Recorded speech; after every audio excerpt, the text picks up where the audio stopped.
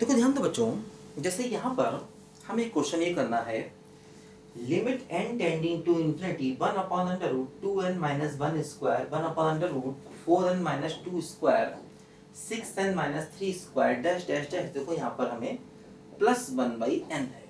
देखो ध्यान दो, एक बहुत बड़ी सीरीज है और सीरीज समेशन में n टेंडिंग टू इन्फिनिटी करना है ना।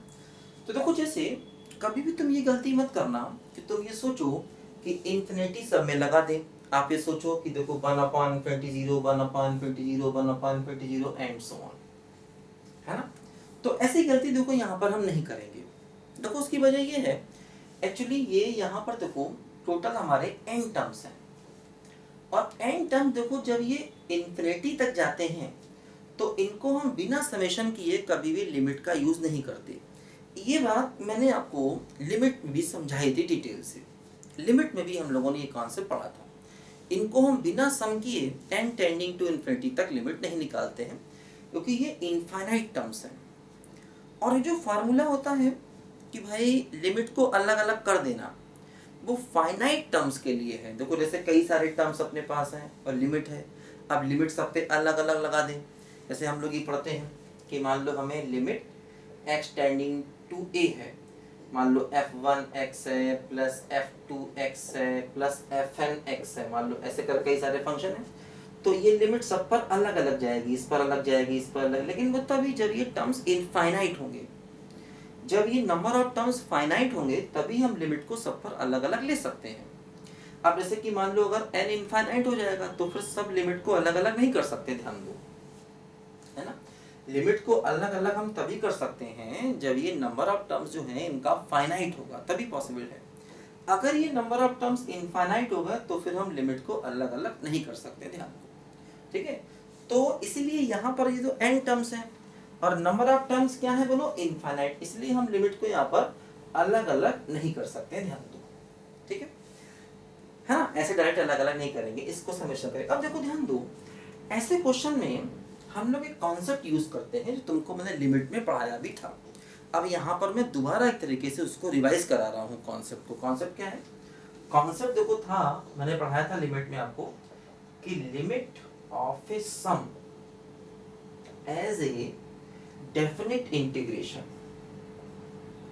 है ना, as a definite integration, limit of a sum as a definite integration. ये कॉन्सेप्ट देखो मैंने आपको पढ़ाया था। देखो ये कॉन्सेप्ट क्या होता है, ये होता है limit n tending to infinity, है ना, 1 अपॉन सिग्मा, है ना, 1 upon n function of r by n, चाहे तो 1 अपॉन n को बाहर कर दें और sigma r from 1 to n, ऐसा देखो ये कॉन्सेप्ट होता है। देखो एक्चुअली सिग्मा का वेरिएबल r है ना, r वेरी कर रहा है, इसलिए हम 1 अपॉन n को बाहर भी लिख सकते हैं सिग्मा के, क्योंकि देखो सिग्मा का वेरिएबल क्या है, r, तो n जो है उसको हम सिग्मा के बाहर भी लिख सकते हैं, अंदर भी लिख सकते हैं, ध्यान दो। अब देखो इस क्वेश्चन में मैंने क्या बताया था आपको, इसका तरीका ये होता है कि r बाई n को x मान लेते हैं, 1 बाई n को dx मान लेते हैं और सिग्मा को चेंज कर देते हैं इंटीग्रेशन में। तो देखो यहाँ से ये क्वेश्चन क्या हो जाता है, ये हो जाएगा इंटीग्रेशन f ऑफ x और 1 बाई n क्या है बोलो, dx है, ध्यान दो। r बाई n को x मान लेते हैं, 1 बाई n को dx मान लेते हैं और सिग्मा चेंज हो जाता है इंटीग्रेशन में। फिर देखो हम लोग क्या करते हैं, अगर हम r को 1 लेते हैं तो x क्या होगा, 1 बाई n, और n टेंडिंग टू इंफिनिटी है तो इसीलिए x टेंडिंग टू 0 हो जाएगा, लोअर लिमिट 0, ठीक है। अगर हम r को n लेते हैं, r को n लेते हैं तो x देखो 1 हो जाएगा, x हो जाएगा 1, और n टेंडिंग टू इंफिनिटी है इसलिए x टेंडिंग टू 1 ही रहेगा, तो सॉरी लोअर लिमिट 0 है ना, लोअर लिमिट देखो क्या थी 0 और अपर लिमिट क्या होती है 1। तो जनरली ये लिमिट 0 to 1 आती है, लेकिन फिर भी इसके हिसाब से लिमिट चेंज होती है कि r फ्रॉम 1 to n है या कुछ और है ना। तो ऐसा हम लोग यहाँ पर करते हैं, क्या किया देखो r बाई n को x माना तो देखो ये fx हो गया, 1/n को dx मान लिया, है ना। इसके पीछे कोई रीजन नहीं है, ये मान लेते हैं। ऐसा क्यों करते हैं? एक्चुअली इसके पीछे रीजन तो है, लेकिन वो हायर क्लासेस में हम लोग पढ़ते हैं।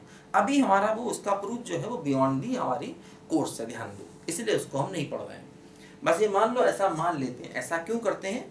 इसका रीजन हम हायर क्लास में जाकर सीखते हैं, और वहाँ पर भी बच्चे सीखते नहीं है, इग्नोर कर देते हैं, कहते हैं ठीक है भाई, क्वेश्चन निकलने से मतलब है ना। बहुत ज़्यादा प्रूफ में पढ़ें और 1-2 घंटे खराब हो जाए तो कोई फ़ायदा नहीं होता फिर, है ना। इसका प्रूफ तो है, प्रूफ हर चीज़ का है, लेकिन वही अगर हम आपको प्रूफ पढ़ाने बैठ गए तो 1-2 घंटे बेकार में आपके जाएंगे, कोई मतलब नहीं है, ठीक है। इसलिए इसको ध्यान रखो। r/n को x कर दिया, 1/n को dx, और सिग्मा की जगह इंटीग्रेशन। तो देखो सिग्मा की जगह इंटीग्रेशन, ये हो गया fx और 1/n हो गया dx। अब ये लिमिट कैसे निकालते हैं? जैसे देखो, अगर हम r को 1 ले लें तो x क्या हो जाएगा 1/n, लेकिन n टेंडिंग टू इन्फिनिटी है, इसलिए x टेंडिंग टू 0 हो जाएगा। और अगर हम r को n ले लें, r को अगर हम n ले लें तो x क्या हो जाएगा 1, n टेंडिंग टू इन्फिनिटी है तो x 1 ही रहेगा, ध्यान दो यहाँ पर ऐसे, ठीक है। तो देखो क्या होगा, इस क्वेश्चन को पहले हमें इस सिग्मा की फॉर्म में लिखना पड़ेगा। देखो कैसे लिखेंगे, ध्यान दो। देखो ये हो गया limit n tending to infinity, n tending to infinity 1 under root. देखो ये हो गया यहाँ पर, देखो ध्यान दो, ये हो गया है 2nr माइनस का r², है ना। और बाहर सिग्मा है, limit n tending to infinity sigma r from 1 to n। देखो ध्यान दो, ठीक है। देखो r को 1 रखेंगे, पहला टर्म आएगा, r को 2 रखेंगे, दूसरा टर्म आएगा, 3 रखेंगे, तीसरा टर्म आएगा। r को जब n रखोगे ना तो क्या आएगा, देखो 1/2n² माइनस n², तो n² का n, देखो ये n बाहर आ गया, है ना। और limit n tending to infinity अपने पास है पहले से ही।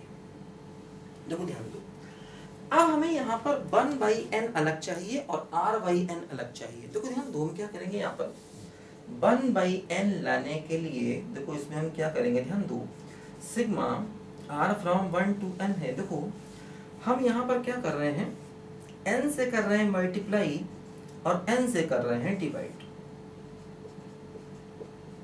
ऐसे, ठीक है। देखो अब क्या होगा, ये जो डिवाइड, इसमें क्या किया, n से मल्टीप्लाई n से डिवाइड। देखो जो डिवाइड वाला n है वो n² बन के अंदर जाएगा,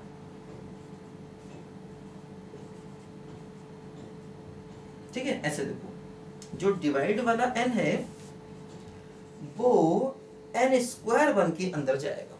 तो जब n² बन के अंदर जाएगा तो ये 2r/n और r²/n², है ना। देखो जो डिवाइड वाला n है ये n² बन के अंदर जाएगा, तो ऐसे बचेगा।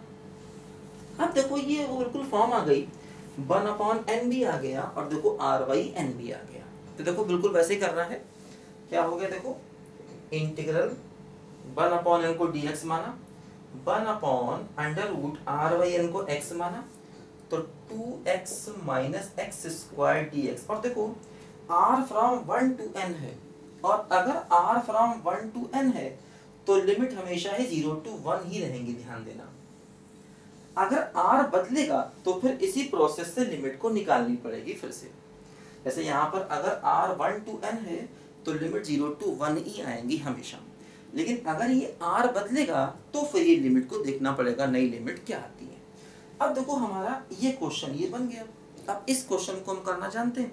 देखो रूट के अंदर क्वाड्रेटिक है, और रूट के अंदर अगर क्वाड्रेटिक है तो उसको इंटीग्रेट करना हम लोग जानते हैं। बोलो कर पाओगे?